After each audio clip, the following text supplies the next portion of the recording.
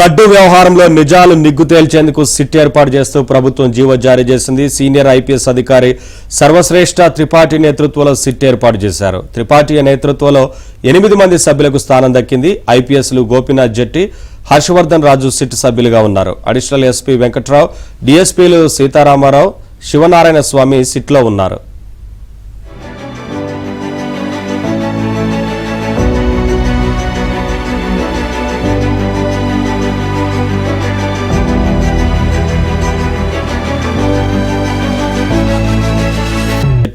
హర్షవర్ధన్ రాజు SIT సభ్యులుగా ఉన్నారు. Additional SP Venkatrao, డీఎస్పీలు Sitarama Rao, Sivanarayana స్వామి సిట్లో ఉన్నారు.